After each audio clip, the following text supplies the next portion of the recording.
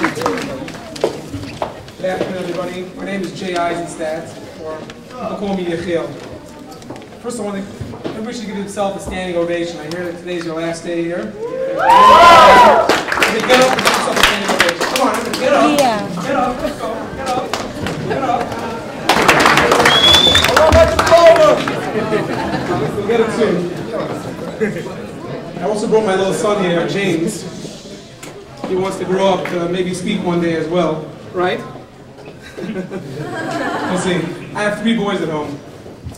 Let me tell you a little about myself, and maybe it'll inspire you. It doesn't inspire me that much, but sometimes we take things in life for granted.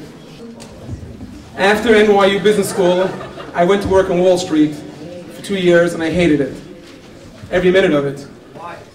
The reason why I hated it is that's not life, working as a slave for somebody else. People have to make money, have to make a salary. It was a means to an end, but I realized there were greater goals in life than making money. You've had many speakers over the weeks. I've been here before. I've sat in the back and listened to them. Some of them are quite wealthy, very prominent people, and they've all preached to you that whatever you could do, and you really can make it in life. Making money is not the only thing that means when you make it in life. I learned that today. Life is short. Let me tell you a little story. There once was a man. It's a short story, but it's very powerful. I'm not going to teach you about Hanukkah because you learned that a lot now, so don't worry about it. There was a man who came into a bar, and he made an announcement, who wants to become rich? So everybody said, give this guy a drink, he's out of his mind. What do you mean? We're all here drinking, everybody really, made ends meet every week's salary. Who wants to be rich? So you know what? One guy said, I have nothing to lose, I only have, uphill from here, I'm a drunk. I'll take advantage and capitalize on the opportunity. So the rich man said, come, I'll make you my apprentice.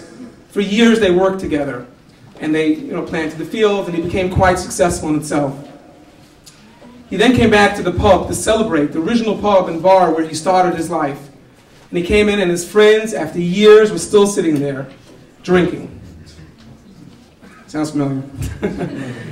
And when he came in with his friend, they wanted to drink, and everybody should have a l'chaim together, and drink together, and have a little, some fun, and celebrate his success.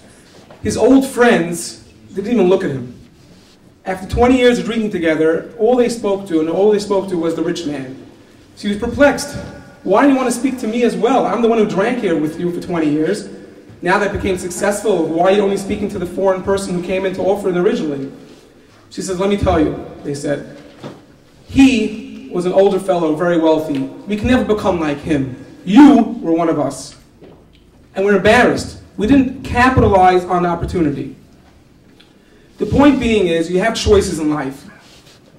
And life does not come easy. Over the years, I had many friends that have not made it. Today was another one, pretty disastrous. And you have a choice in life. Whether you're religious or not religious, I'm not here to tell you what to do.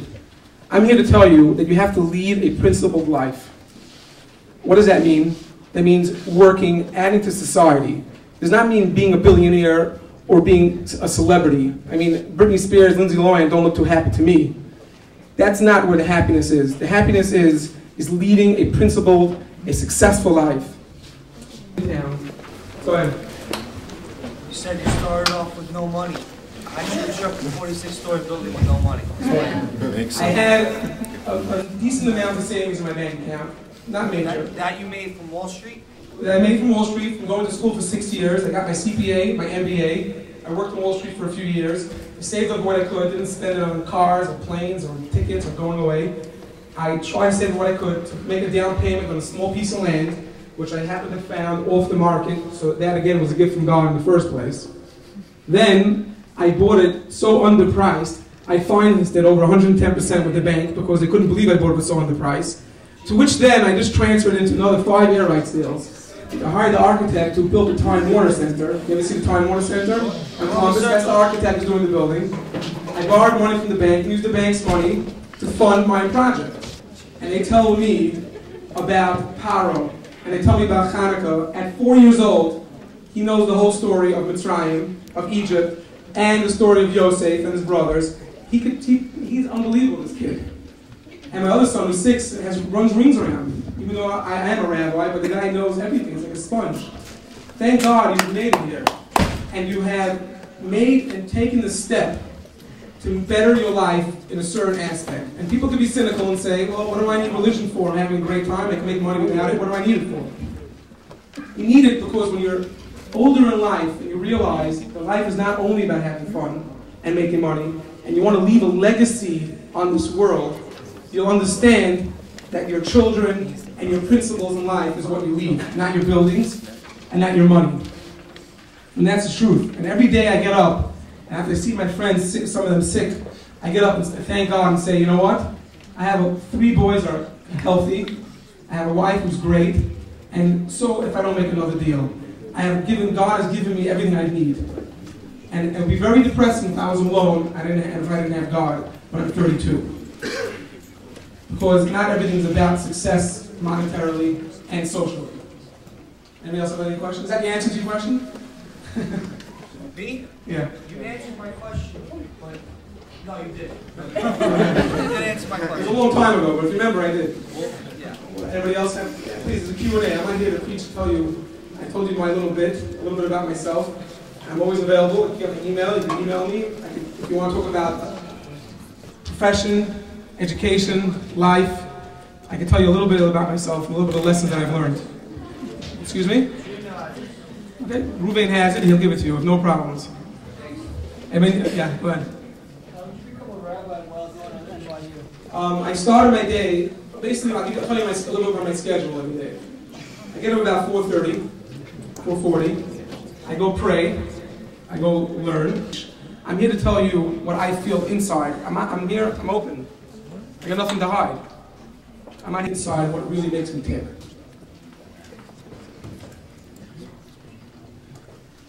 What makes you tick? Just walked in? Where are you? Who asked the question? What was the question? What makes me tick? We'll review again. What makes me tick every morning is getting up and realizing that I found God in the way I want to. Realizing that I have 3 healthy children and a business that I've tried and worked very hard to establish. And I say, at the end of the day, when I go to sleep, and I put the kids to sleep after putting them on the bus, feeding them, bathing them at night, and do whatever else I can, helping out and being a good husband, and I go to sleep at night and say, you're right, I didn't party today, but I'm quite content in what I have. And also, my belief in God is a tremendous part of that, whether davening in the morning, or studying at night, or just, I have, in the office learning with that guy in my building for 20 minutes, or 30 minutes here and there. That makes a difference. I'm not a morbid fellow. Believe me, I have a good time. Taking my kids skiing this weekend. We're going to go out for a few days, teach them how to ski. We're trying, our best to lead a balanced life. But we try to have a good time, but you have to understand, life isn't a big party. You have to try to give back to society. That's why God put you here in the first place, to be. Everybody there's no one-letter word in the Torah. If you ever know, I don't know if you looked in, you see there's no I in the Torah. There's no word that says I. Every word has 2 letters. Why is that? Because there's no I in team, right? And the point is that everybody's supposed to add to life. Whether you're part of the Navy or the Army or whatever it is, you don't get along with each other, but you're all fighting for the same cause. That's what makes me tick.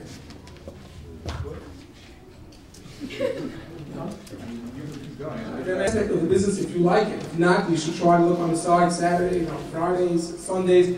Then think about the weekend when you're not at work.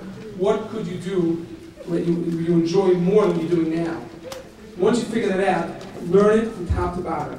And then somebody will give you a break and you'll make it.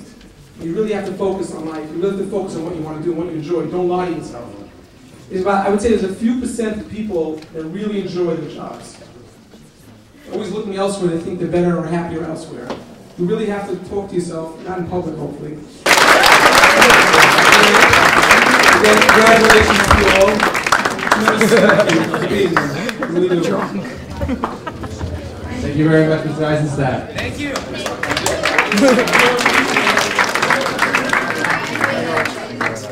Okay, good night. Have a good night, everybody. All right, guys.